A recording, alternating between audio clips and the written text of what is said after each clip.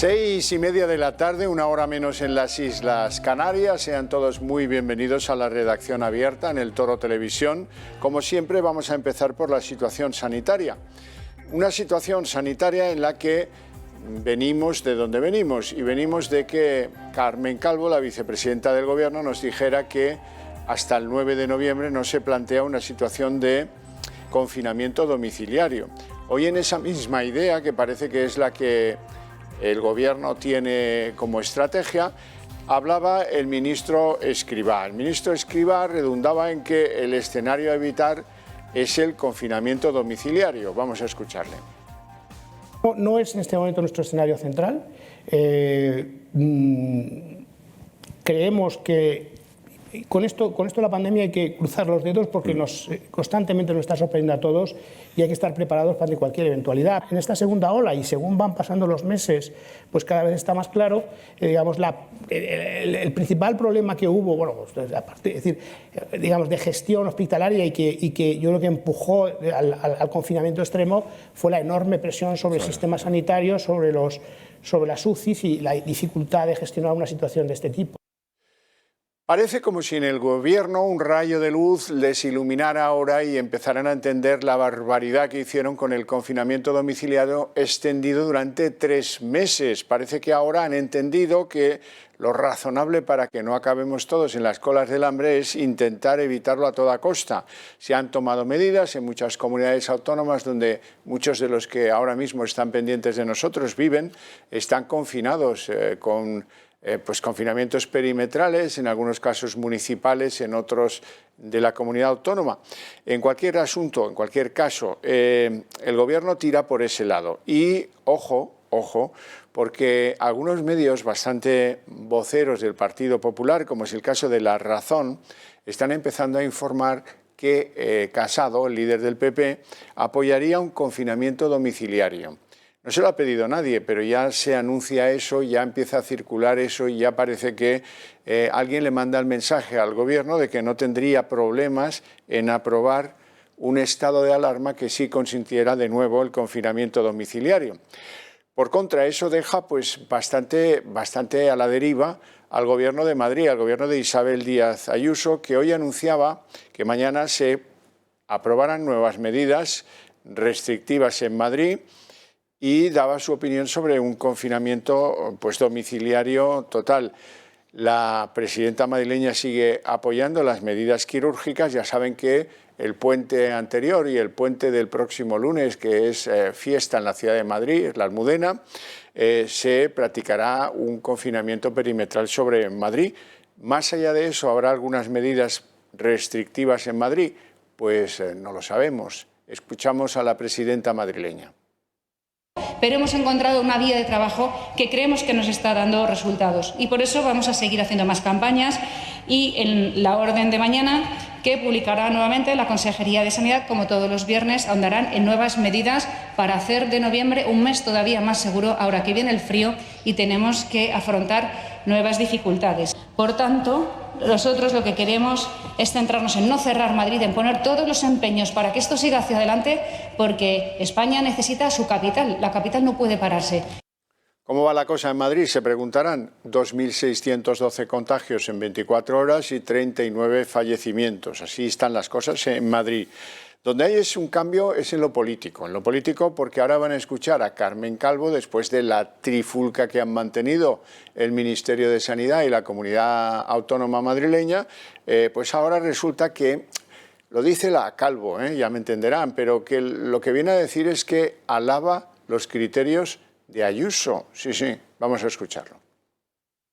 Cogobernar con las comunidades autónomas que tienen las competencias de sanidad, como es el caso de Madrid. Fíjese hasta qué punto somos corresponsables y también comprensivos de las situaciones diferentes que se viven en diferentes puntos de nuestro país, que hemos llegado a entender que la opción de Madrid, que era cerrar los 2 puentes, podía ser adecuada para los objetivos que desde el punto de vista sanitario se trazara en la Comunidad Autónoma de Madrid. Pues eso es lo que hace un Gobierno que tiene la capacidad de entender y la capacidad de buscar lo único que importa, que es parar los contagios. Esto es revolucionario porque viene a dar por buenos los confinamientos solo en los puentes que decretó el gobierno madrileño. Y así, en esa posición, es la primera vez en la que encontramos a Carmen Calvo. Carmen Calvo viene de un pasado en el que decía cosas sobre las medidas que tomaba el gobierno de Ayuso mucho más radicales y diametralmente opuestas. Por ejemplo, a finales de octubre, el día 29 exactamente, esto era lo que decía la Calvo. Ya hay pocas dudas de que la única línea que tiene es hacer lo contrario de lo que hacen otros, de lo que dice el Gobierno de España, de lo que se está haciendo en otras grandes capitales europeas. Y es muy lamentable, muy lamentable. No podemos trasladar esta confusión y esta inseguridad a los madrileños. El Gobierno de España toma una decisión importante en el decreto de alarma, que es tener la posibilidad de perimetrar las ciudades, los territorios, que es una fórmula importante para poder parar el contagio. Si la presidenta de la Comunidad de Madrid eso no lo ve en un lugar de Madrid, con la situación que tenemos que llegar a la conclusión que está en la política, pero no está en la pandemia. ¿Qué cambio de decir lo último a decir lo primero que han escuchado? Seguro que es un cambio que no ha pasado inadvertido a nuestro siguiente invitado, el consejero madrileño de Sanidad, don Enrique Ruiz Escudero. Don Enrique, muy buenas tardes. Hola, muy buenas. Menudo cambio, ¿eh? Entre las declaraciones de hoy de Calvo y las que practicaba a finales de octubre. Pues sí, la verdad. Resulta sorprendente, ¿no?, ver cómo ha cambiado la actitud de la vicepresidenta, pero bueno, nosotros no nos desvía de lo que queremos, que es seguir en la pandemia. Bueno, menos mal, pero vamos a analizarlo. Es que seguramente es incontestable el avance o la mejora de los números madrileños, a pesar de que los del día de hoy no hayan sido muy favorables, 2.612 nuevos contagios y 39 fallecimientos, pero en los últimos días, la marcha de los contagios y la marcha de los fallecimientos y la marcha en los hospitales de ingresos y de UCIs sí es favorable. Así es. Bueno, también el dato de contagios del día es un dato, a veces es difícil de explicar. No va asociado directamente a los contagios que se producen en ese día, sino son los contagios también que van acumulados al momento del diagnóstico. Por eso hay veces que esa cifra fluctúa, por ejemplo, los fines de semana, que puede bajar a 200, 300 y que algunos días suba a 2.000. Lo importante es la incidencia acumulada a 7 días, a 14 días y sobre todo lo que sí que se ha mantenido estable durante toda la pandemia, que son las camas de hospitalización y las camas de UCI, que siguen descendiendo. Es verdad que hoy no con tanta intensidad como en días anteriores, pero siguen bajando. Yo creo que eso es lo importante. Nuestra incidencia acumulada sigue descendiendo, ya estamos por debajo, bueno, según el CAES, en los 366, según los datos de la Comunidad de Madrid llevados a diagnóstico, 312 por cada 100.000 habitantes a 14 días, que es un buen dato y sobre todo con algo que nos va a permitir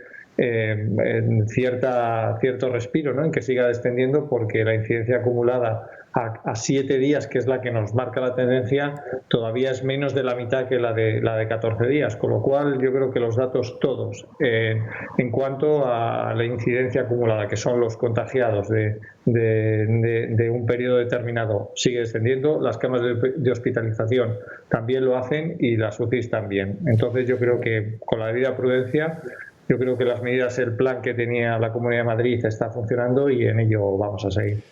Podemos decir que en estos momentos la Comunidad madrileña es la quinta comunidad con menos incidencia de COVID.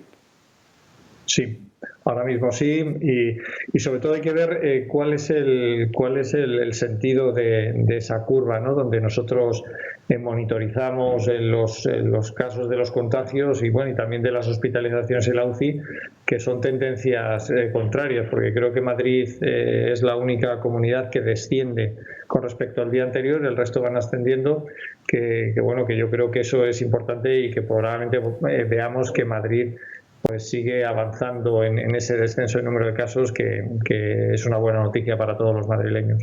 Bueno, terminamos la semana, nos enfrentamos al segundo puente, al puente de la Almudena. Está claro, pues el planteamiento de la comunidad era de nuevo las restricciones perimetrales en el segundo puente, como fue en el primero.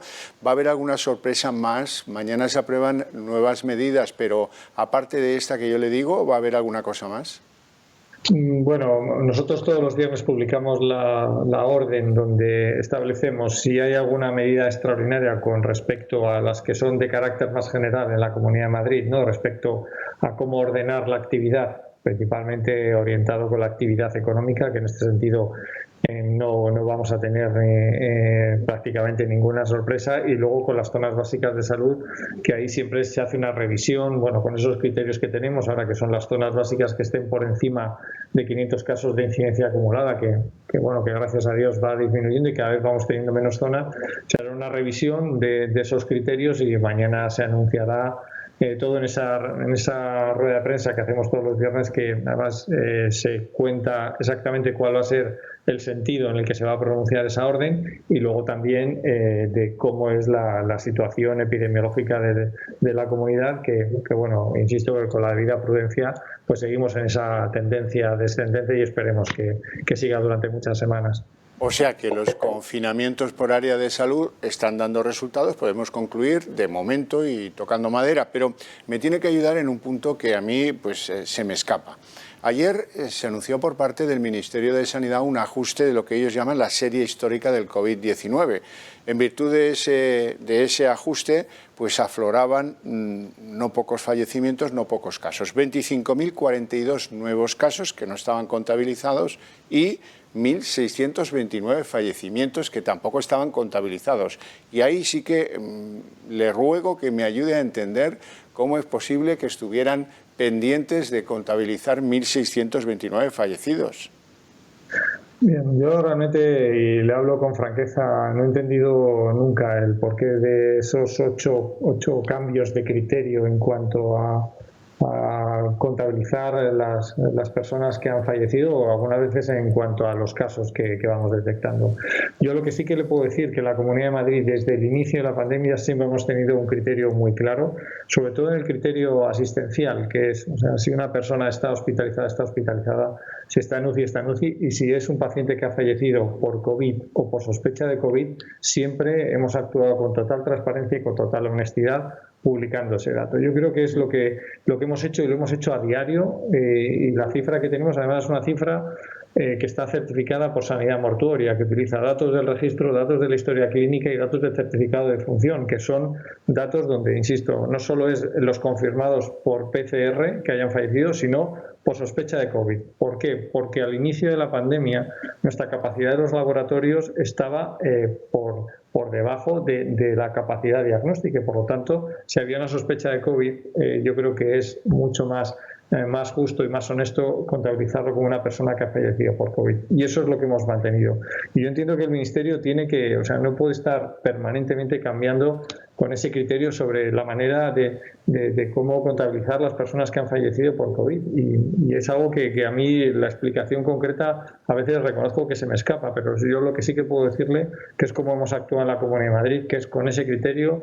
Pacientes que con COVID o sospecha de COVID han fallecido son pacientes que nosotros, además, que queda certificado por Sanidad Mortuoria, son esos pacientes que siempre hemos incluido y que por desgracia hemos tenido que comunicar, pero yo creo que había que hacerlo en ese ejercicio de transparencia.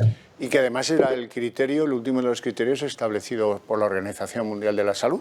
O sea que es lo que es, y supongo que las otras comunidades autónomas también actuarán con el mismo criterio de diligencia que ustedes, con lo cual se me hace todavía más incomprensible este tipo de revisiones de la serie histórica que dan la sensación de que lo que pretenden es que al final nadie pueda analizar dónde está el garbanzo en términos de los trileros, ya sabe usted, ¿no? Le quiero preguntar a propósito de los hospitales. Según ha aparecido en algunos medios de comunicación, Madrid se va a brindar a acoger enfermos de COVID de otros lugares de España. Sí, así es. Nosotros siempre en ese espíritu de colaborar con otras comunidades autónomas, y puesto que somos un sistema nacional de salud, entendemos que siempre que haya recursos para que permitan que otras comunidades autónomas, en el caso de que presenten situaciones más complejas en cuanto a poder hospitalizar pacientes o poder trasladarlos a cuidados intensivos, siempre que tengamos esa capacidad vamos a ofrecerlo. Hay que recordar que Madrid siempre tiene 86 unidades que son centros de referencia nacional en patologías más complejas, en enfermedades raras, en trasplante, en cardiopatías congénitas, y yo creo que con ese espíritu que siempre tiene Madrid de colaborar, de permitir que, bueno, que si tiene esa capacidad, tanto desde el punto de vista de capacidad organizativa y, por supuesto, de sus profesionales, siempre lo vamos a ofrecer. Yo creo que aquí, insisto, esta pandemia no entiende de fronteras, no entiende de límites administrativos, y siempre que podamos hacerlo, lo vamos a hacer. Y, de hecho, bueno, yo creo que el Hospital Enfermera Isabel Zendal puede ser una buena oportunidad, en el caso de que ojalá no tengamos que hacerlo, porque sería buena noticia de que otras comunidades no tienen más casos de los que puedan asumir, pero nosotros siempre lo hacemos con total humildad y con total generosidad.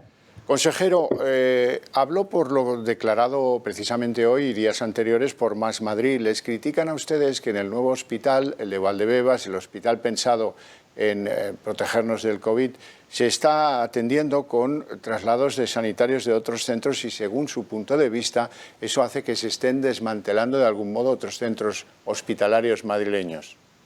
Bueno, es una afirmación que niego rotundamente, porque lo que se está haciendo, hay que entender primero cómo funciona el hospital de pandemias, que ya está finalizado, está en la fase de poner en marcha las instalaciones, de todo el equipamiento, y es un hospital que surge con esa necesidad de apoyo, de complementar a los hospitales tanto principalmente públicos, pero también privados de la sanidad madrileña.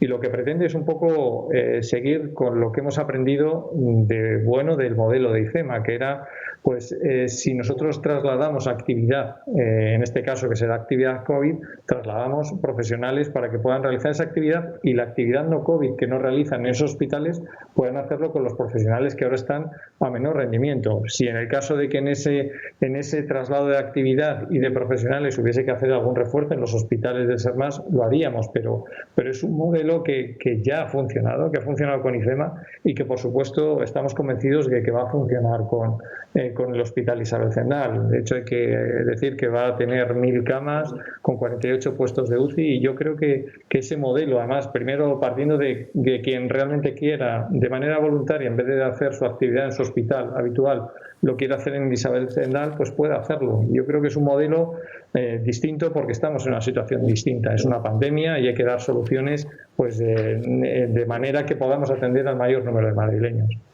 Consejero, ya sé que a los políticos no les gusta hacer vaticinios, pero si en una semana Madrid ha bajado de 450 aproximadamente a 350, que sería la cifra en la que nos manejamos ahora, le hablo de incidencia acumulada sobre 100.000 habitantes, ¿sería lógico pensar que en una semana, si no hay ningún cambio a peor inesperado, pudiéramos estar por debajo de 300?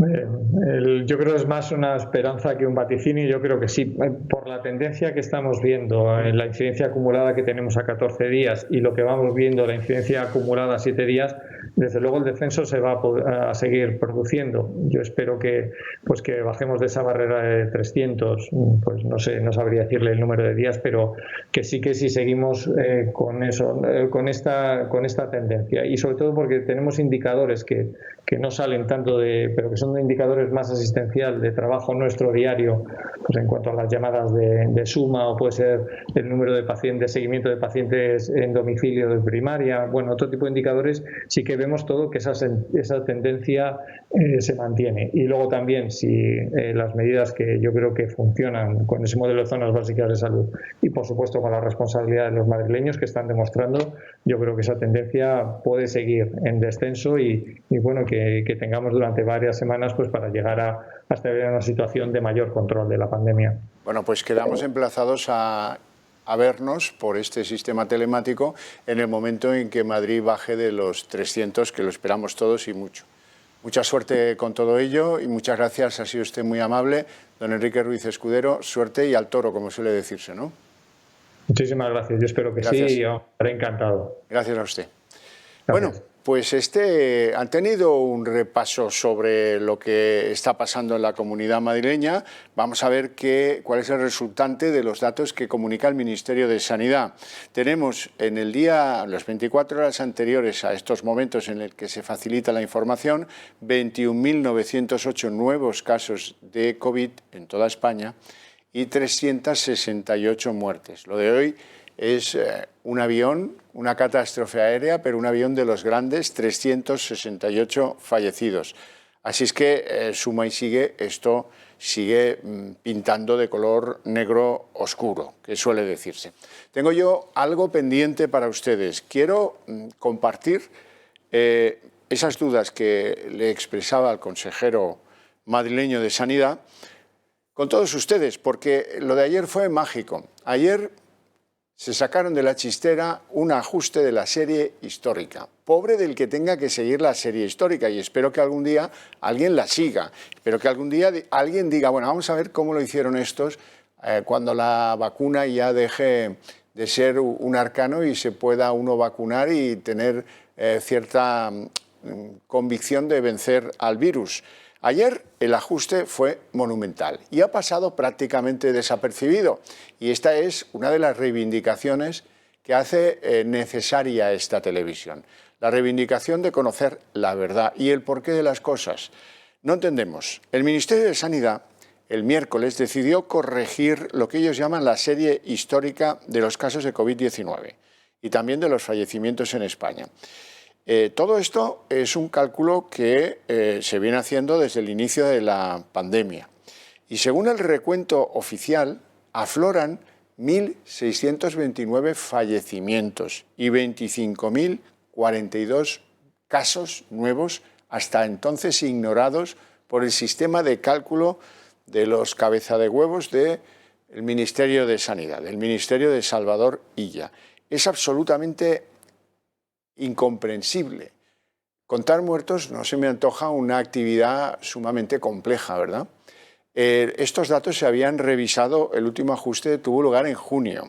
Ahora se practica, parece que el interés de quien fabrica estas estadísticas sea que jamás pueda nunca nadie echar la vista atrás y analizarlo con claridad. Hemos cambiado, no se sabe muy bien por qué. Estoy esperando la respuesta, seguro, vamos, ya les garantizo que estaremos ahí para preguntarlo a Simón, que nos dé una explicación, Fernando Simón, el doctor de las risitas, que nos explique cómo es posible que afloren 1.629 fallecidos por una cuestión de ajustes estadísticos. Hombre, un ajuste estadístico son 30 o 40 fallecidos, uno aquí, otro allá, que por razones de retraso o de error alguna comunidad no haya declarado. Se me antoja difícil, pero aún así, 1.629 aflorados de golpe. Bueno, ¿para llegar a qué? Para llegar a un total, como ven ahí en rojo, de 38.118 fallecidos, y advierte el Ministerio de Sanidad, sin contar los fallecimientos en residencias. Bueno, pues oiga, los fallecimientos en residencias deben ser una cosa testimonial, porque ahora no existe ninguna prohibición para que los que habitan en residencias geriátricas sean evacuados a los hospitales y, por tanto, entren en el cálculo general de los que fallecen, desgraciadamente, por culpa del COVID. Tampoco es que esto arregle las enormes diferencias de la mortalidad por COVID en España. ¿Por qué lo digo? Hombre, lo digo porque aquí se lo denuncié en su día, hace pocos días. Vuelven a coincidir extrañamente o significativamente. A mí no me extraña nada, lo que me extraña es que no coincidan las cifras de sanidad. Los datos sobre el exceso de mortalidad. Lo hacen dos centros absolutamente transparentes. Digo transparentes porque no creo que lo sean los de sanidad. El Instituto Nacional de Estadística, donde se notifican los fallecimientos por parte de los registros civiles. El Instituto Carlos III, donde se recogen las actas mortuorias de las funerarias y también las declaraciones de fallecimiento de los hospitales. Y mira tú por dónde coinciden ambos organismos, el INE y el Instituto Carlos III, en que ha habido un exceso de mortalidad, léase, fundamentalmente ocasionado por el COVID, de 57.600 personas. Claro, 57.600 verificadas por estos dos institutos versus 38.118 que declara Sanidad, pues todavía siguen faltando, como ven, casi 20.000 fallecidos. Eso no se arregla aflorando 1.629 de un día para otro, pero en cualquier caso es completamente incomprensible. Alguien quiere que esto no sea algún día perseguido de oficio por alguien, analizando una por una las estadísticas y viendo cómo se ha mentido a los españoles en una materia tan esencial, que es saber cuántos han fallecido por culpa del COVID. Alguien quiere que no se pueda seguir la pista. Esa es mi impresión, desde luego. 880 muertos semanales, que es lo que parece que indican ese afloramiento de fallecidos que ahora se les antoja prudente hacernos saber. Y esto me lleva a que seguramente también ustedes pues quieran saber cómo está la incidencia acumulada en estos momentos. Nos han hablado de la de Madrid, que está ya por debajo de 400, en 359 para ser exactos, y hay que ver cómo está en otras comunidades españolas. Con fecha 4 de noviembre, la incidencia acumulada en Melilla, que es donde está peor, es de 1.424 infectados por 100.000 habitantes.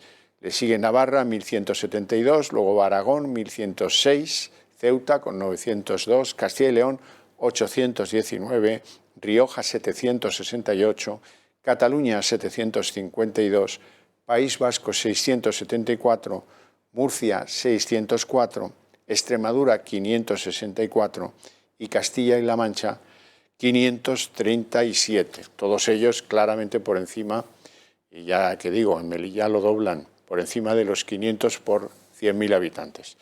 Bueno, pues me parece que era absolutamente necesario hacer algunas aclaraciones estadísticas porque si no, los números se los lleva el viento y los números son muy importantes, sobre todo para lo que espero algún día pase, se haga una causa general de cómo fue la gestión del COVID, que buena falta nos hace.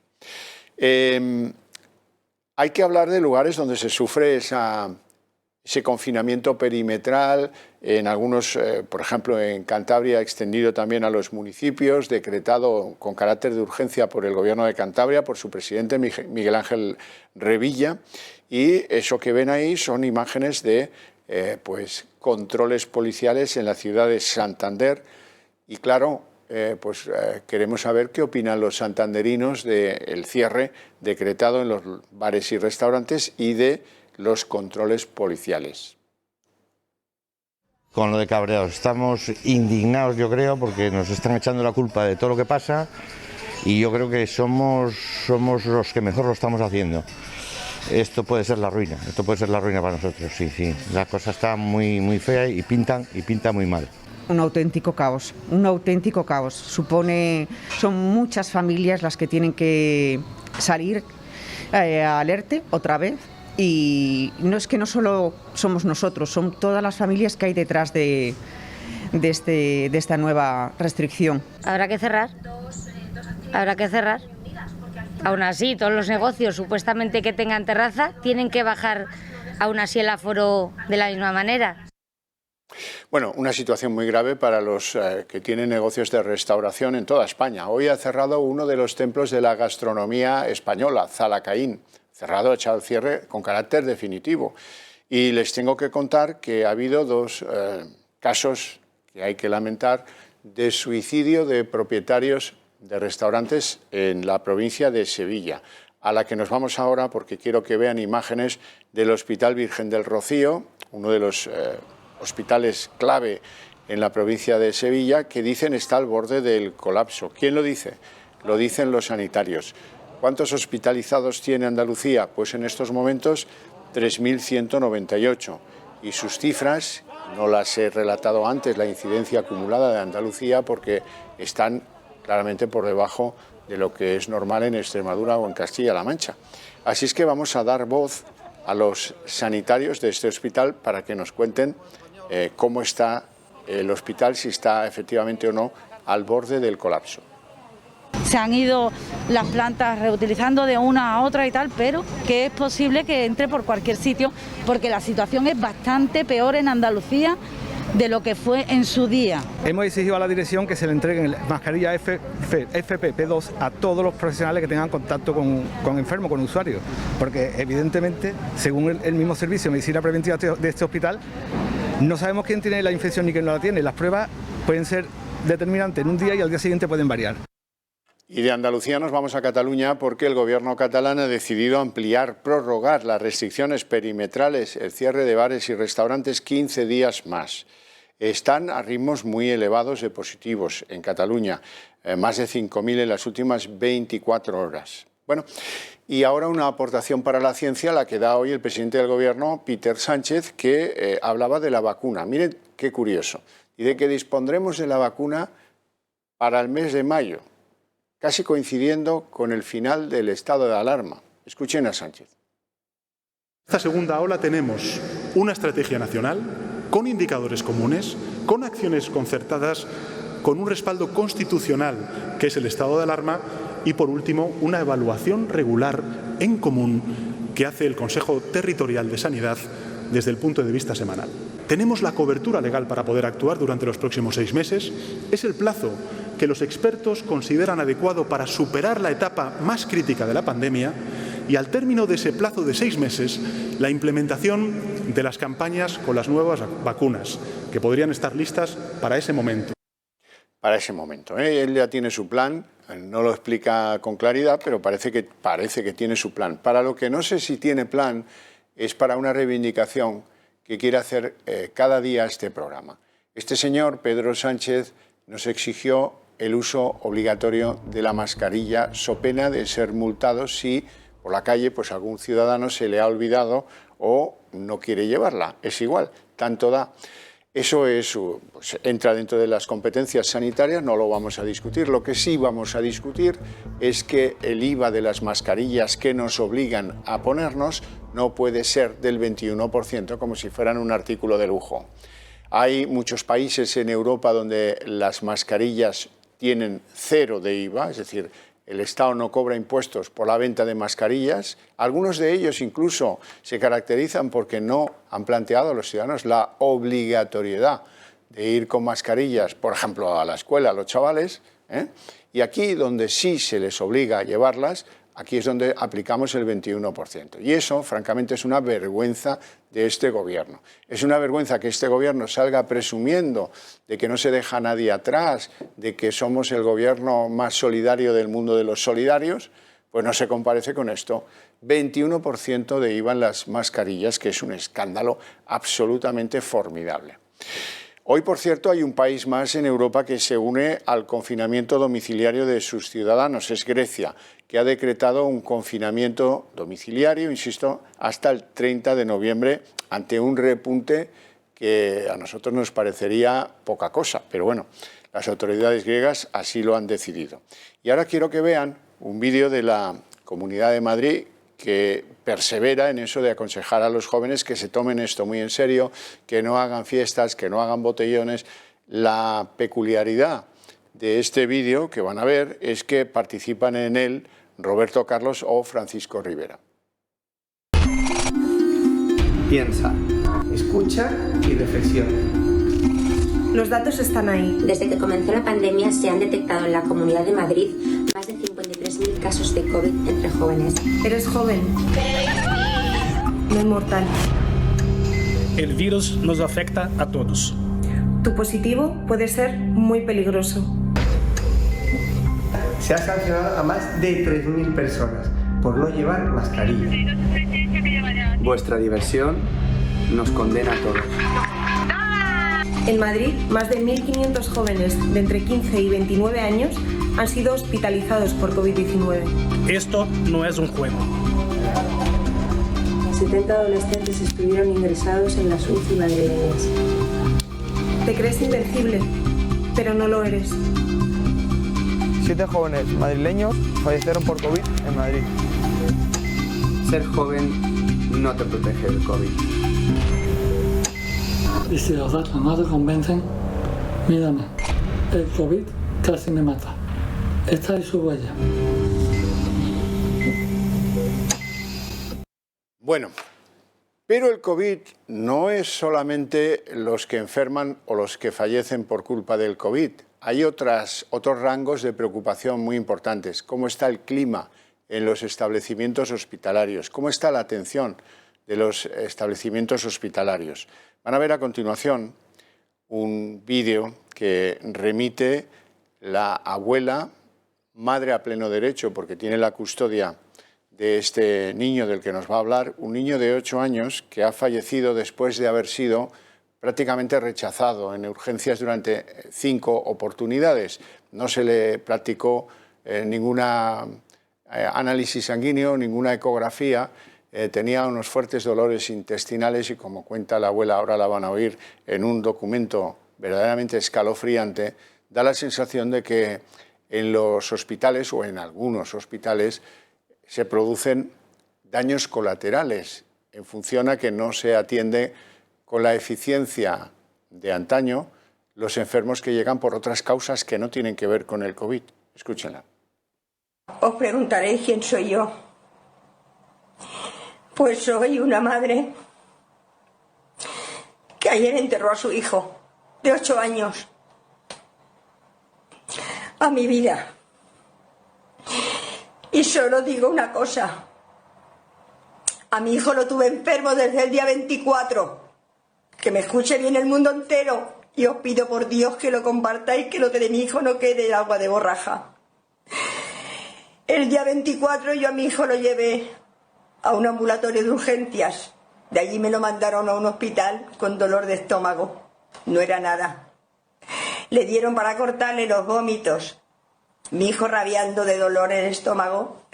Encima me dice que no lo podían ocultar porque el niño no se dejaba cuando mi hijo les decía que si se ponía boca arriba no podía ni respirar el dolor y me lo mandaron a mi casa. Eso fue el día 24. Lunes lo volví a llevar al médico. Le dio un suero para que se le cortaran a mi hijo los vómitos. Si usted no se le pasa, lo lleve al hospital esta tarde. A mi hijo lo volví a llevar al hospital esa tarde. Le volvieron a dar para cortarle los vómitos y me lo mandaron a mi casa. No era nada. Nada. Mi hijo siguió. Martes por la noche mi hijo empezó con un dolor enorme de estómago. Ya no podía más mi criatura. Y lo bajé a las urgencias otra vez. Y no sé, porque me dijo que no valía la pena subirlo al hospital otra vez, con todo lo que había allí. Y no sé qué le pincharon a mi hijo porque no me dieron. Y ahora me niegan los informes de mi hijo, me los niegan. Y mi hijo a las 5 de la mañana se puso muy malico después del pinchazo. Y mi hijo a las 7 de la mañana falleció. Con 8 años. Todo lo tapan con un puto coronavirus y están dejando morir a la gente. Ya lo han oído, ni ecografía ni análisis de sangre, varios viajes a urgencias y el niño de 8 años falleció. Bueno, negligencia, no negligencia, habría que aclarar por qué no le dan el expediente médico del niño fallecido, eso desde luego, sino qué puñeta de sanidad tenemos. Vamos a hacer una pausa de publicidad.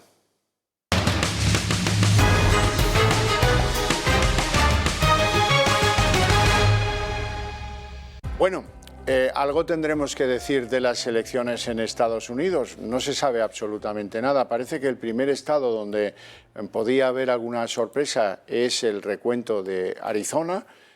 Estamos todos pendientes de los recuentos, estamos todos pendientes de cómo va ese fiel de la balanza, si continúa favoreciendo a Joe Biden o acaba habiendo alguna sorpresa o confirmando pues esa aspiración a la presidencia del líder de los demócratas, Joe Biden.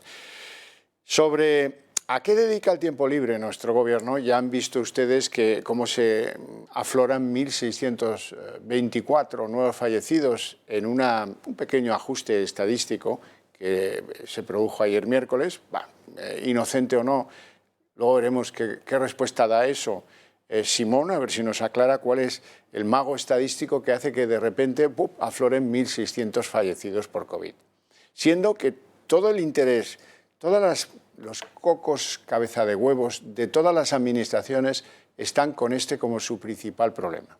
Siendo que este gobierno viene de ser cuestionado definitivamente por engañarnos con la cifra de muertos, con la cifra de contagios, con la cifra de todo.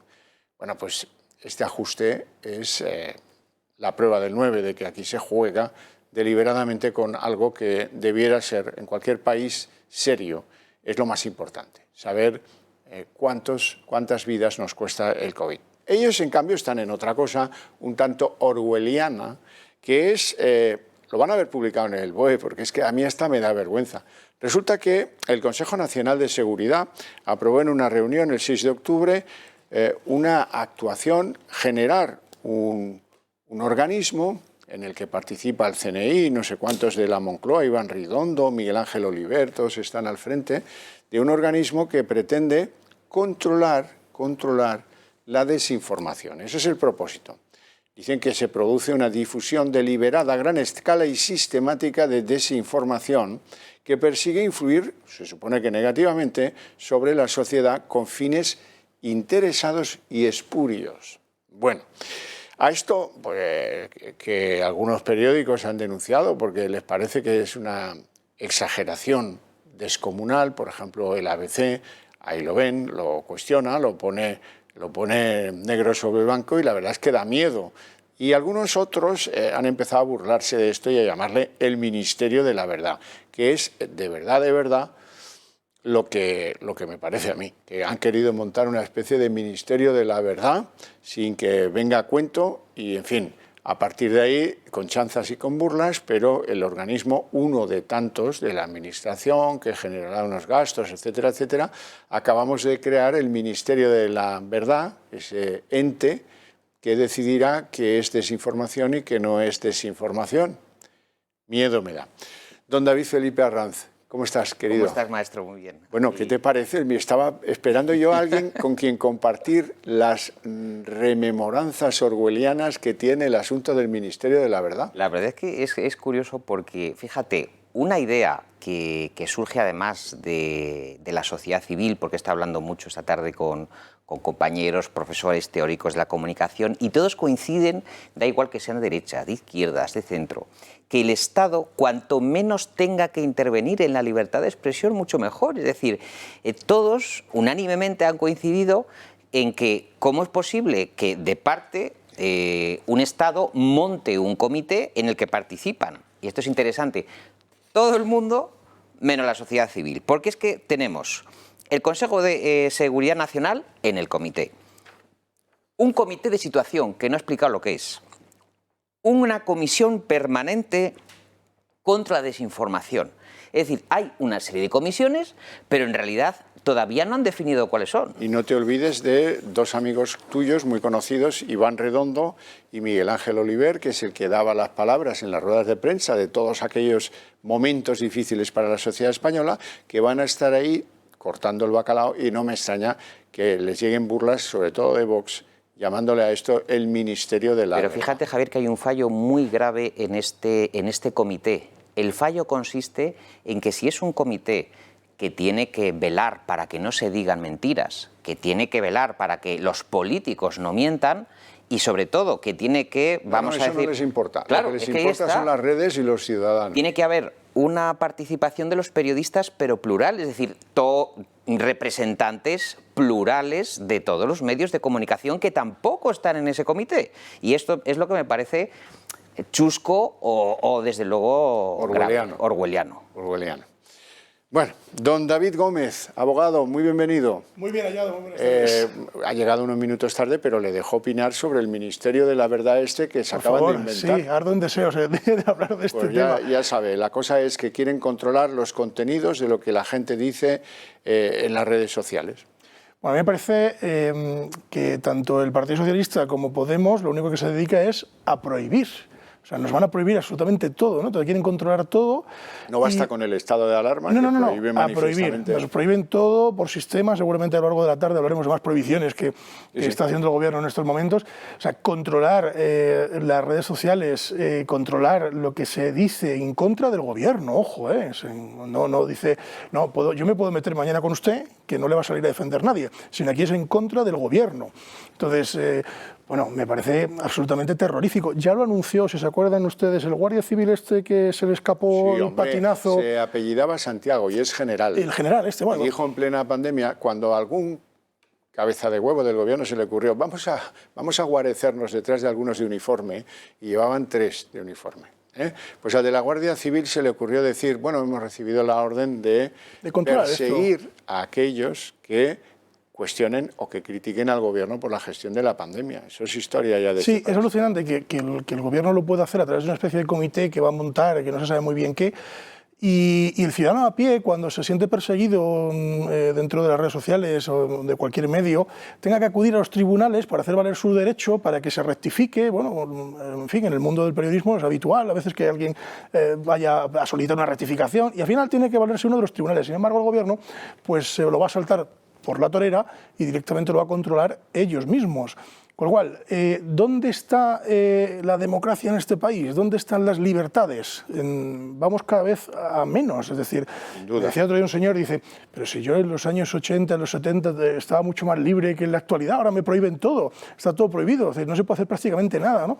Curiosamente, ahora un ciudadano, a partir de que este comité eche a andar, un ciudadano que manifieste por las redes, oiga, me he quedado en paro y me dan hora para el mes de enero finales, para ir a presentar los papeles, y creo que cobraré un mes después de hacerlo. Eso es una crítica al gobierno. Tendrá la policía política detrás de él. Esto de la renta mínima vital es que lo he pedido, pero me lo han denegado. Esto es criticar al gobierno, vamos, de todas. Pero fijaos una cosa interesante de este proyecto, porque no deja de ser un proyecto, que viene... No, ya es una realidad, está publicado en el BOE. Pero eso ya no tiene vuelta atrás. Viene hasta que se ponga en marcha y nos digan quiénes forman parte de él, etcétera, etcétera. Viene de una directiva europea que es la European Democracy Action Plan, que parece ser que efectivamente le han pedido a Sánchez que monte una especie de comité. Y aquí lo interesante es que el origen verdaderamente de este comité es contra las mentiras políticas. Es decir, que la paradoja de este asunto es que precisamente lo que le pide Europa es incrementar la integridad electoral y garantizar sistemas libres y justos, sistemas políticos que no interfieran, que no interfieran en la salud de la ciudadanía, que no interfieran en las libertades. Y luego otra cosa, lo interesante que me planteaba, por ejemplo, el profesor Raúl Magallón en un libro magnífico que se llama Desinformación es, vale, hagamos un comité, pero representación de medios de comunicación, que esté Antena 3, que esté el Toro TV, que esté el Confidencial, es decir, que haya una representación plural de medios y, lo más importante, Javier, que lo hemos hablado en este programa, la sociedad civil, porque al final parece que el ciudadano es el que menos interesa, ¿no? En estos órganos consultivos. Ustedes de que hemos puesto al zorro a cuidar las gallinas, es decir, efectivamente, resulta que los políticos no mienten los ciudadanos. Les informaré del día que echa a andar este nuevo comité, nuevo gasto, porque un servidor de ustedes se piensa pasar una mañana remitiendo pues imágenes de Simón cuando decía, si acaso 1 o 2 muertos, pero nada más.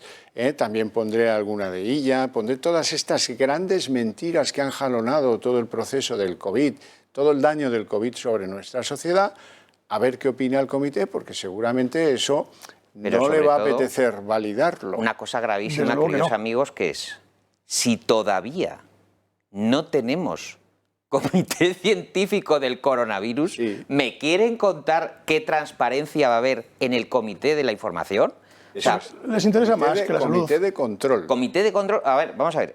Todavía estamos esperando a que esos 13, 14, ¿os acordáis? 15 expertos, virólogos, científicos, directores del Instituto de Salud, se han reunido, han hecho unos informes, lo hemos pedido desde este programa. ¿Dónde están los informes técnicos y periciales de la desescalada? ¿Dónde están las respuestas que han hecho en el Comité Interterritorial de la Salud de las comunidades autónomas? ¿Por qué al ciudadano, Javier y David, no le les llega esa información? ¿Se piensan que somos tontos, que no sabemos entender un informe? Me voy a pasar una mañana genial. ¿Por qué se desactivó el Comité de Transparencia? ¿Por qué no conozco yo las facturas de aquellos que trajeron el material averiado de China? Es verdad. ¿Por qué no sé yo? A ver, Ábalos, venga, María Jesús Montero, que esta es la que controla el portal de transparencia.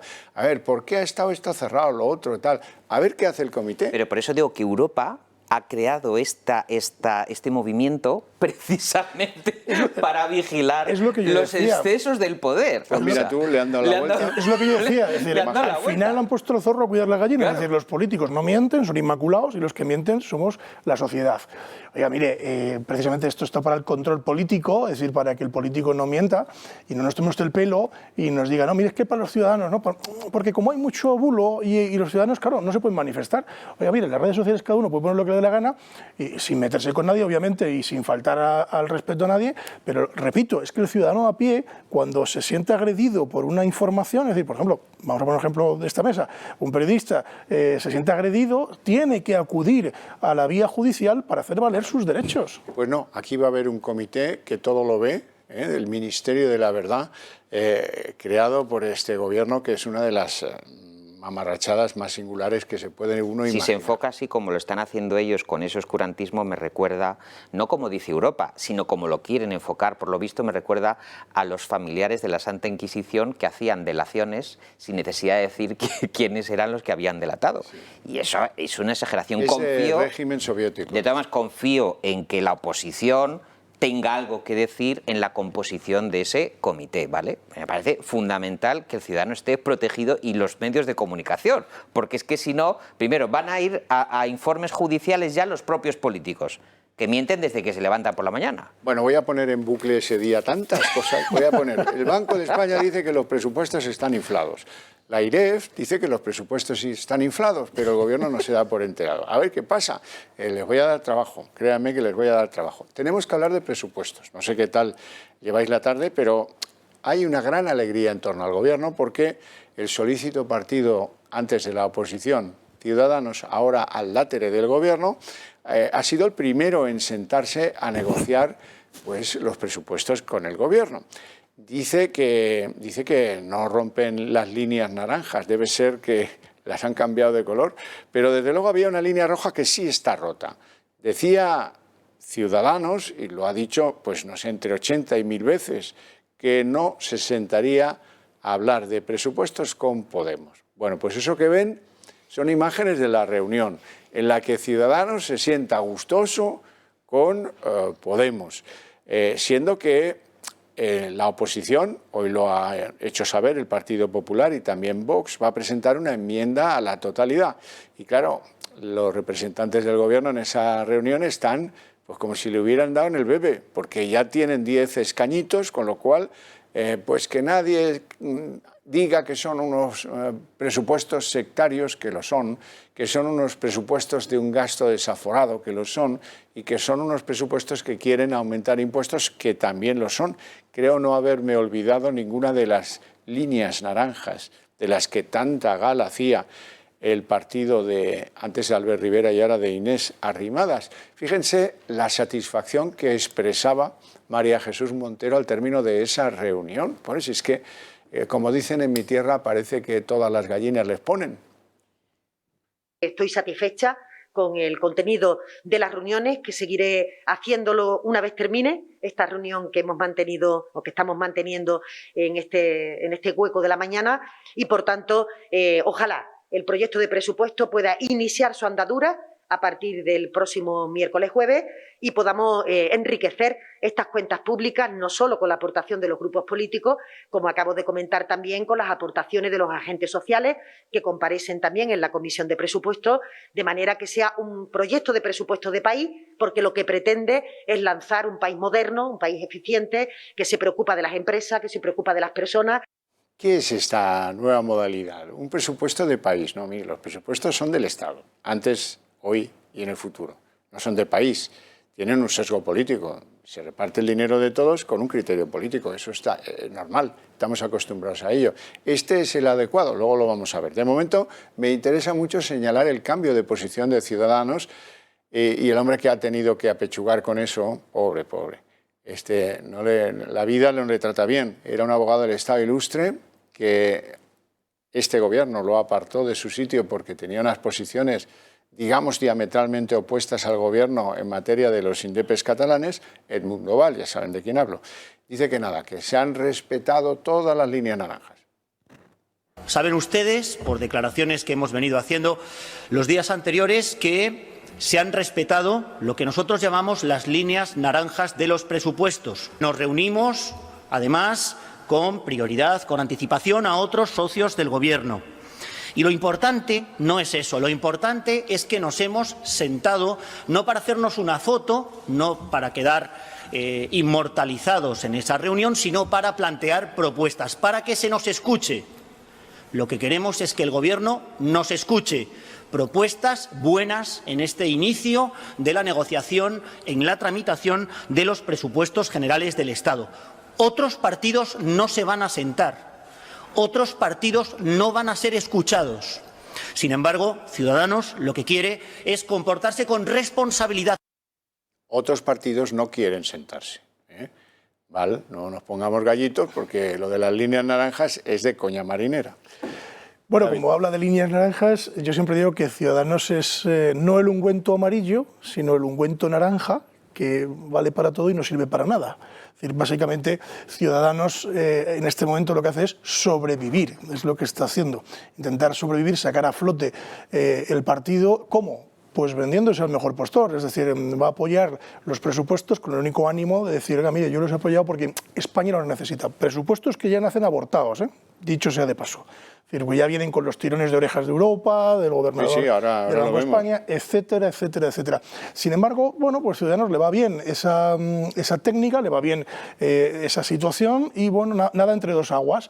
Ellos nos iban a sentar con Podemos, bueno, pues, oye, pues que nos expliquen quién estaba en la mesa, ¿no? Porque Podemos estaba ahí, ¿no? Con lo cual, esa línea naranja que ellos se marcaron de no hablar con Podemos, la han convertido en roja y después ya la han roto directamente y la han cruzado, ¿no?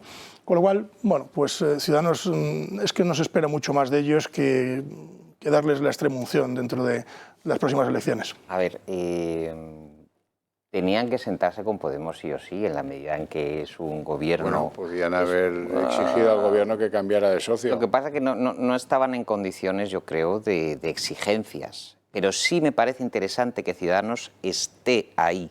Es decir, prefiero que esté Ciudadanos a que estén otros partidos políticos. No van a hacer ni caso.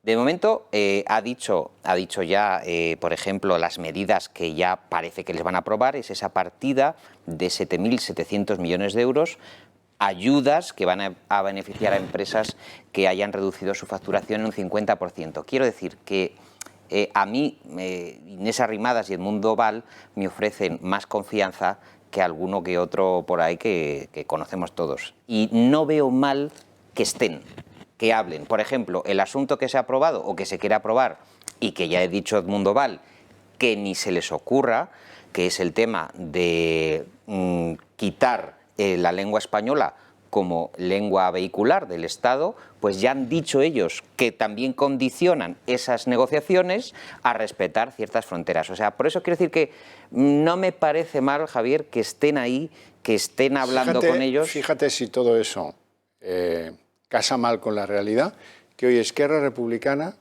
ha firmado un acuerdo con el Gobierno a cambio de que el castellano deje de ser la lengua vehicular en las aulas. No creo que lo consigan, ¿eh? Bueno, no creo que lo consigan. Hace un rato andaba una comisión reunida por el Senado y Congreso y posiblemente lo hayan conseguido. Depende el pacto del gobierno Frankenstein y que los independentistas sigan apoyando a Pedro Sánchez, lo darán. Pero Ciudadanos está condicionando los pactos a que eso no se produzca. A que ese extremo donde la lengua española quede totalmente arrinconada, lo cual es un paletismo, porque el español son 500 millones de hispanohablantes. Ahora iremos a eso, pero hay algunas razones esenciales por las cuales Ciudadanos debieran no haberse sentado a negociar estos presupuestos. Y son, en primer lugar, el revolcón que les dio ayer el gobernador del Banco de España, Pablo Hernández de Cos, que dice que esos presupuestos son irreales en los ingresos y están disparados en el término de los gastos. Hoy a ese particular daba su opinión la autoridad fiscal, la IREF, organismo independiente, cuya portavoz Cristina Herrero venía a decir lo mismo que el Banco de España. Esos presupuestos están inflados. Bueno, pues después de que esas dos autoridades centrales del manejo del dinero público en España, el Banco Central y la AIREF, digan esto, no hay político que quiera asociarse al ritmo de esos presupuestos, que al final van a ser devueltos por Europa con una nota, como ya le pasó a Nadia Calviño, que diga, esto no es creíble. Y si no, al tiempo. Vamos a escuchar a la representante de la autoridad fiscal, Cristina Herrera. Es prácticamente imposible hacer esta valoración conjunta de presupuestos y del plan presupuestario por un problema metodológico claro que requeriría de un ejercicio de conciliación entre las dos metodologías que se utilizan para la determinación de ambos documentos. El plan presupuestario está en términos de contabilidad nacional, mientras que los presupuestos generales del Estado y los presupuestos en general de las distintas administraciones públicas están en términos de caja. Pero además hay un problema claro de calendario. Y es que cuando se presenta el plan presupuestario a las instituciones comunitarias, muchas administraciones públicas, desde luego casi todas las territoriales, no han presentado todavía su proyecto de presupuestos. El Gobierno central, en este caso, presenta un plan presupuestario en el que normalmente no hay detalles suficientes sobre las medidas. El escenario del Gobierno estaría en línea con el escenario optimista que, como les he comentado, descansan en unos supuestos que desgraciadamente parecen cada vez más lejanos de acuerdo con la evolución que está teniendo la pandemia. Con ese aval yo represento a un partido político y digo no me siento porque esto está muy cuestionado, estos presupuestos no son reales, esto es una ficción y no juego a esta pantomima. Es lo que decía yo hace un momento, nacen ya abortados, es decir, son presupuestos que nacen abocados al fracaso porque no son reales. Es decir, la señora ministra de Hacienda vive en los mundos de Yupi o en otros mundos distintos donde no ha tocado la realidad en este momento de este país, ¿no? Con lo cual, ¿cómo van a hacer frente esos presupuestos a la situación económica actual de España? Es decir, vamos a incrementar el gasto, que es lo que están haciendo, vamos a seguir endeudando a los españoles, que es lo que están haciendo. ¿Por qué no se toman medidas urgentes para corregir el rumbo de la economía y adecuarla a lo que está ocurriendo en este momento? Es decir, no estamos hablando de unos presupuestos absolutamente irreales, sino de algo que sí que toca la realidad, como es la economía doméstica de un país. Sin embargo, los políticos actuales lo que están haciendo es vivir en otra estratosfera, es decir, están absolutamente fuera de fase. Oiga, que te venga el gobernador del Banco de España a decir quieto parado, que esto no es real, que te venga la autoridad fiscal diciendo que esto no es real y que ya Europa te lo venga diciendo, ¿alguien se atreve a continuar con esto? Ahí vamos porque Europa le ha dado la estocada a esos presupuestos. Dice Europa, el desplome del Producto Interior Bruto en España va a ser del 12,4% en 2020. ¿Eso qué significa? Pues que no hay ningún otro país en Europa que se vaya a hundir tanto como España. Y que todas las previsiones de crecimiento del Producto Interior Bruto, de paro, de déficit, de deuda, que van asociadas a los presupuestos, no son realistas. Porque, ¿qué ha dicho el Gobierno cuando Europa dice esto? Pues ha salido Escrivá diciendo que es que lo que ellos valoran, las previsiones que hace Bruselas, están desfasadas. Aquí los que saben de esto son Escrivá y Nadia Calviño. El resto de la humanidad, el Fondo Monetario Internacional, la Unión Europea, todos esos, ¿qué más da? ¿Y ahí te vas a sentar con esto? ¿Vas a ser cómplice de estos presupuestos? El caso es que hay un mecanismo de freno, lo ha dicho la Comisión Europea, que consiste en que el Gobierno tiene que desarrollar planes de crecimiento en las empresas, las industrias, I+D+I. Todo eso que todavía no se ha presentado, porque hasta la fecha lo único que hizo Sánchez fue venir triunfante diciendo que la Comisión Europea nos había dado esa ayuda, ¿no?, de los fondos de recuperación. Pero más allá de eso, de esa fecha, ¿cuándo ha sido ya? Hace 2 meses casi. Casi, ¿no? 3. Casi 3. Tampoco se han presentado los planes de recuperación. ¿Os acordáis la reunión que hizo Sánchez con los presidentes del IBEX 35, donde muchos de ellos estaban diciendo sí?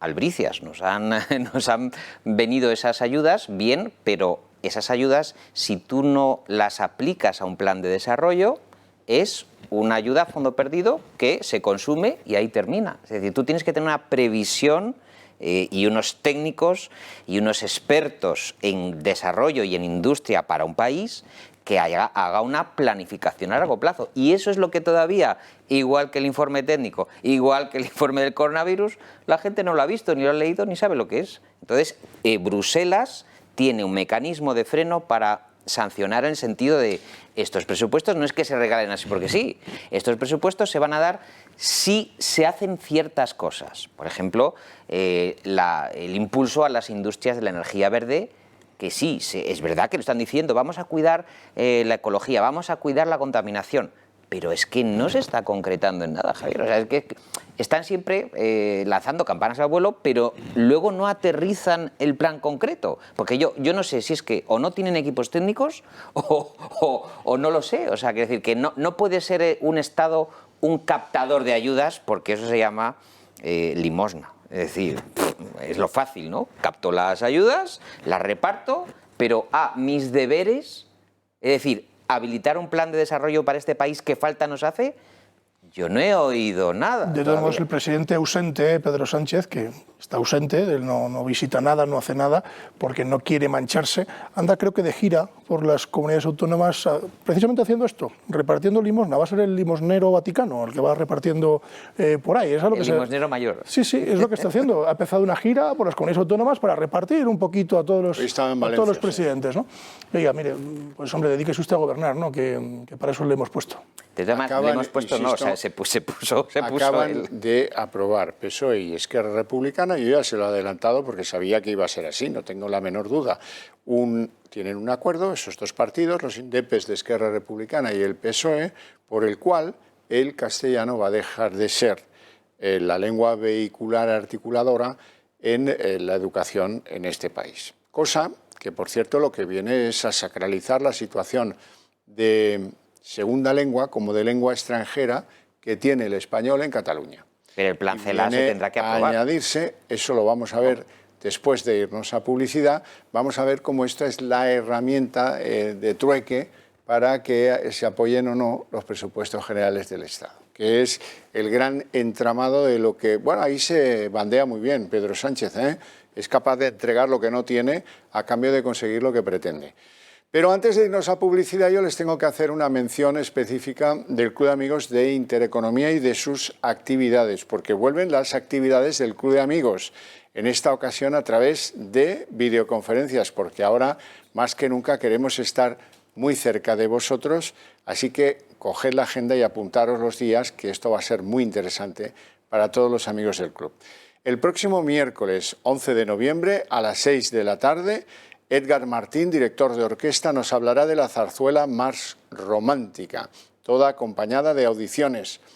Te llevamos en definitiva al teatro, que es una muy buena oportunidad. El jueves 12 de noviembre a las 5:30 de la tarde, Miguel Ángel Cicuéndez, colaborador de Pulso Económico, ofrece una conferencia gratuita sobre, es una manera de introduciros a la economía y a la bolsa, a los mercados. Si te apetece aprender, solamente tienes que reservar el día, porque, como digo, es una conferencia gratuita. Y por último, el próximo martes 17 de noviembre a las 5 de la tarde pasearemos, eso sí, virtualmente, por las calles del Madrid medieval de la mano de Mar Calero y Beatriz Calero, licenciadas en Historia e Historia del Arte. Una bonita manera de conocer Madrid sin moverse del salón de casa, o sea, sin contagios y sin historias. Cómoda. Muy cómoda. 3 actividades pensadas en todos vosotros. Ahora ya depende de, en fin, tomar el numerito y alistarse para participar en ellas. Nos vamos a publicidad.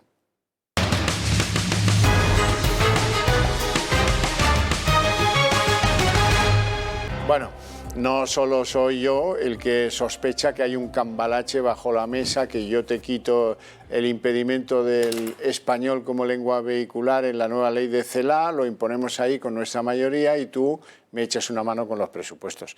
Eso es lo que se me alucía, por ejemplo, Cuca Gamarra, la portavoz del PP. Denunciamos además la ideologización que está detrás de esta reforma express que corre tanta prisa para garantizar un acuerdo presupuestario. Denunciamos que se está entregando la educación a cambio de votos para afianzar un presupuesto. Y los españoles no merecen pagar ese alto precio para que el presidente del Gobierno siga en la Moncloa. El trámite de la llamada Ley CELA se ha iniciado esta misma tarde en el Congreso. Esa es la razón por la que había manifestaciones a las puertas del Congreso de protestas. ¿Quién protestaba? Pues la educación concertada, por ejemplo, protestaban los sindicatos independientes de enseñanza. Esas son imágenes de la protesta, que bueno, en los tiempos que corren eso es una gran manifestación, en los tiempos que corren, insisto. Van a escuchar ahora a Javier Muñoz, representante del Sindicato Independiente de la Enseñanza, que considera que esta ley es un agravio para muchas cosas. Entendemos que coarta todas las libertades, libertades de elección de centros, libertad de reunión, porque la semana pasada, no sé si sabíais, estamos también convocados y se nos prohibió la concentración de hoy, y de expresión, porque como os he dicho, nos han prohibido la comparecencia o no se nos ha permitido la comparecencia en la Comisión de Educación. La concertada se siente agredida, pero no solamente la concertada, sino todo el sistema educativo. Entendemos que las enmiendas que se están aprobando en la Comisión de Educación, como digo, empeoran el proyecto inicial de todo el sistema educativo, porque ya no solamente en la concertada, sino que los padres no van a tener oportunidad de elegir el centro escolar que desean para sus hijos. Pues imagínate después de que PSOE y Esquerra se pongan de acuerdo en que desaparezca como idioma vehicular el español de esa ley CELA, que va a trastornar, que no a transformar, sino a trastornar el planeo de la educación en nuestro país. David. Bueno, pues se confirma que hoy estamos de luto. O sea, hoy estamos de luto, es una muy mala noticia para la educación, sobre todo es una muy mala noticia para las generaciones futuras. Yo espero que esto el Tribunal Constitucional lo tumbe en algún momento, porque va contra la propia Constitución, dado que la lengua oficial del Estado es el español. Estamos viendo cómo por seguir gobernando tenemos que ir vendiendo trozos a los independentistas, nacionalistas, etcétera, etcétera, etcétera. Esto que ha pasado esta tarde es muy grave, y es muy grave además también lo que yo decía al principio del programa, es decir, que nos prohíben todo. Es decir, ahora llega la ley de educación y dicen, usted no, me cargo la educación concertada, me cargo la privada, me cargo la educación separada. Usted solo puede llevar a su hijo a un colegio público. ¿Por qué? Es decir, Criterio de proximidad. Criterio de proximidad. Pero, oiga, yo soy padre, yo tengo el derecho de educar a mi hijo como yo quiera, y el Estado tiene la obligación de cubrir esa necesidad. Bien en un público, bien en un privado. Bueno, en el privado por supuesto no, lo pagas tú, pero no debes de coartar esa libertad subiendo el IVA, por ejemplo, que lo han subido, o lo pretenden subir, ¿no? Es decir, y por supuesto la concertada. Tú no sabes, Xavier, el tiro en el pecho que se pega el Gobierno cargándose la concertada. Es decir, ¿cómo van a reconvertir todos esos cientos de colegios que ahorran un dineral al Estado? ¿Dónde los va a absorber el sistema? Es decir, aquí queda muy bien para la foto. Adiós a la concertada. Pero, y la pregunta es, ¿qué hacemos con esos niños? ¿Dónde están los colegios públicos que los pueden recibir? ¿Cómo se va a hacer? Es decir, esos profesores, ¿dónde van a ir?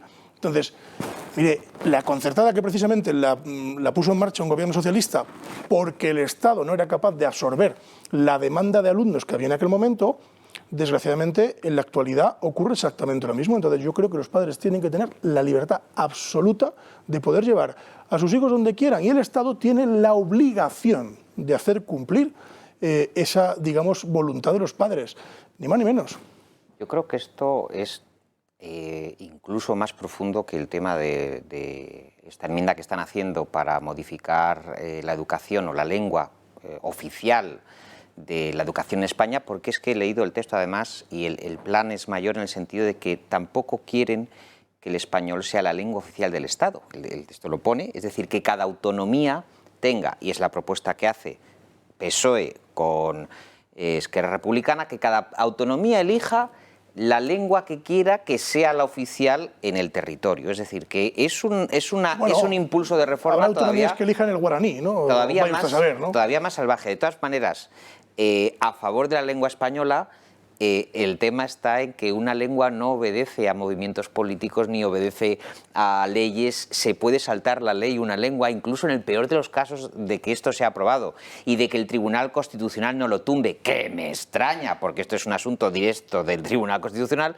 La lengua española se desarrolla libremente, ya son 580 millones de hispanohablantes, y tú no puedes normalizar desde un ejecutivo una lengua internacional que es la segunda en el mundo, tanto hablada como en internet, escrita, etcétera, etcétera. Y no nos olvidemos de que también tocan la educación especial, que esto es especialmente sangrante. Pero que da igual lo que hagan, en el sentido, David, que... De lo más fuerte. En el sentido que es que, que es que me da igual lo que hagan, porque Cervantes, el Cantar de Mio Cid, Góngora, Quevedo son más grandes que todos ellos juntos, y la lengua que compartimos... Los que han redactado la ley no se han leído ninguno de estos que mencionas. Bueno, estoy seguro. Sí.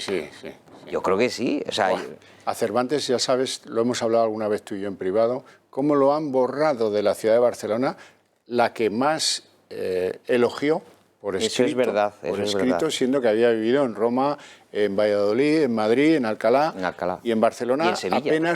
apenas un tiempito para embarcar hacia Lepanto y perder luego un brazo en aquellas peripecias. Bueno, ¿os imagináis un País Vasco sin bares y restaurantes? Pues sí, es una realidad, ya está decidido. El País Vasco tiene ya un decreto de cierre de la hostelería y los bares a partir del sábado y un adelanto del toque de queda a las 22 horas.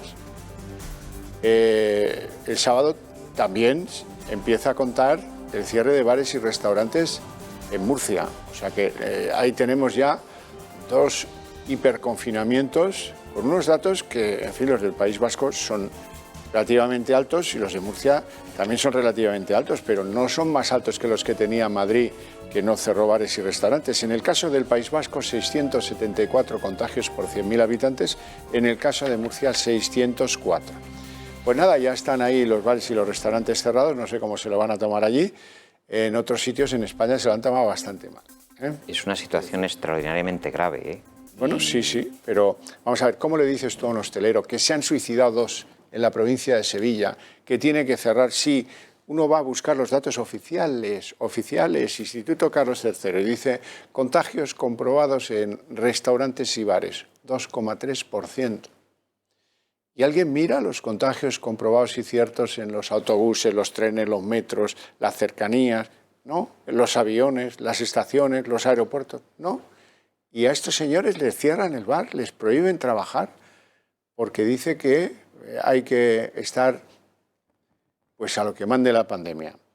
Es que no tiene mucho sentido. Tampoco tiene... Sobre todo cuando ya están participando de medidas restrictivas del aforo, de medidas especiales, por ejemplo, los menús con el sistema QR, de terrazas, muchos han previsto unos artilugios para que la gente no se quede como un esquimal tomando unas cañas, horarios restrictivos, y ahora ya el cierre total. No pueden trabajar. Pero que el criterio de las horas, que es reloj, no contes las horas, pues es que es un criterio ridículo, porque tú no puedes decir que el coronavirus a las 10 de la noche te mata, pero a las 9:30 no te mata. Esa es una consideración muy interesante. Es que no entiendo cuál es el criterio. Tú eres empresario de esto. Has reducido, has mandado alerta a tus camareros. Está la familia echándote una mano porque ya estás que no vives. Bueno, te dejan, bueno, pues esto de la terraza y unos aforos muy reducidos y la obligatoriedad de las mascarillas y tal y cual. Bueno, cumples con todo eso, haces una inversión, instalas esos aparatos calefactores, ya te dicen que no, que a cerrar y a casa y que no puedes trabajar. Castilla y León mañana cierra no solo bares, sino también cierra centros comerciales, espacios deportivos, en fin, es una pena porque esto se va a llevar por delante la economía de muchas familias. Es que ¿qué hace? ¿Susto o muerte? Pero yo estaría de acuerdo con esa medida si tú me dijeras, es que el 25% de los contagios proviene de ahí. Tú dices si hay datos científicos. Claro, es que no los hay y tampoco los barajan. Entonces, ¿qué ocurre? Yo soy autónomo, entonces me identifico mucho con el autónomo. No estoy hablando del grande restaurante o de un restaurante que tiene una tradición, no, sino... Bueno, les pasa igual a los grandes restaurantes. Lo mismo, pero hoy ha cerrado Zalacaín. Sí, lo iba a comentar ahora. El templo de la gastronomía. De la gastronomía. Es verdad que les pasa lo mismo, pero un pequeño empresario que es él solo con su mujer o con sus hijos, es que viven todos del negocio, lo hacen polvo. O sea, lo hacen polvo porque el autónomo no tiene ninguna cobertura social, no la ha tenido nunca. Se han inventado una serie de ayudas que no han llegado ni a la mitad de los autónomos y oye, hay autónomos que han estado en las colas del hambre o están... Y hay autónomos que no pueden pagar ese alquiler de ese local, es decir, y tienen hijos pequeños, entonces hay que buscar, no sé, habría que intentar buscar otro tipo de medidas en las que se nos permita, porque los ciudadanos hemos dado a los políticos una lección, hemos cumplido con las normas, es decir, los ciudadanos españoles han cumplido con las normas en su inmensa mayoría, salvo 4 ambientados. Las más duras de Europa. Las más duras de Europa, salvo 4 ambientados que han estado por ahí sin ningún respeto, el resto del mundo mundial.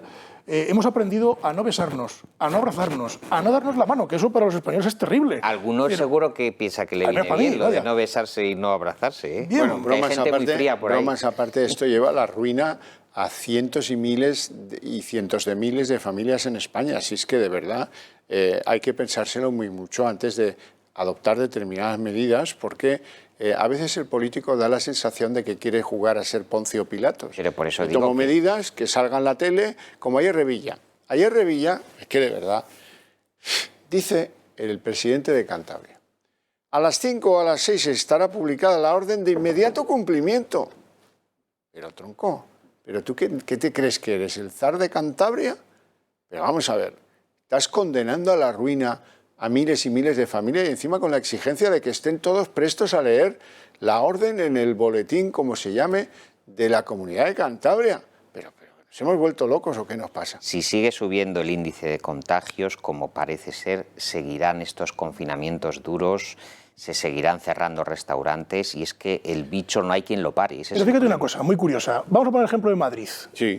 Ponemos el ejemplo de Madrid. Venga. Castilla y León es una comunidad muy extensa, ¿no? Donde la población está muy dispersa y de repente Castilla y León cierra. No cierra por sitios ni por lugares, sin embargo Madrid ha funcionado. Es decir, a pesar de que aquí tenemos el metro, como bien decía Xavier antes, el transporte público que va todas las mañanas atascado, a pesar de todo esto, están funcionando las medidas que ha tomado la Comunidad de Madrid. Sí, los hechos, oye, que lo han dejado en la mitad y sigue bajando. ¿Por qué? Sigue bajando. Porque los madrileños, punto uno, nos hemos concienciado, es decir, me meto en el saco, aunque yo soy de Ávila, nos hemos concienciado. Guardamos las normas, respetamos todo aquello que la Comunidad de Madrid ha hecho y la Comunidad de Madrid lo único que está haciendo es lo que funciona, que es confinar por zonas, es decir, dejarlo controlado en una zona. ¿Es duro? Sí. ¿Lo tenemos que hacer? También. Pero yo no entiendo la medida de Castilla y León, ojo, y yo hablo desde el conocimiento de la propia comunidad. No lo entiendo. Cuando, por ejemplo, Ávila, que tiene 248 municipios, entre ellos están muy distantes, son núcleos de población muy pequeña, bueno. ¿De qué sirve cerrar un bar, pregunto, en un municipio de 100 habitantes que no tiene contagios? Pero si un comité técnico interterritorial te ofrece unas soluciones para que tú como presidente de la comunidad, con una consejera de sanidad, querido amigo, que es la de Castilla y León, Premio Internacional de Medicina, y dice, vamos a elegir de estas opciones que nos da el gobierno, esta, en esa voluntad que hay de articular un sistema más flexible para que cada comunidad autónoma adapte la norma a la situación. En Castilla y León las cosas se están poniendo muy feas y a lo mejor la consejera de Sanidad ha dicho o nos ponemos serios aunque sea 15 días antes de las Navidades o esto va a ir a peor. La movilidad en Castilla y León es ínfima, es decir, la gente de Ávila se mueve hacia Madrid. Con relación a Salamanca, pero poco, los estudiantes. A Valladolid, gente que vaya a diario desde Ávila a Valladolid, relativamente poca. A Segovia ya ni te cuento. A Soria, por descontado. Y así ocurre lo mismo en todas.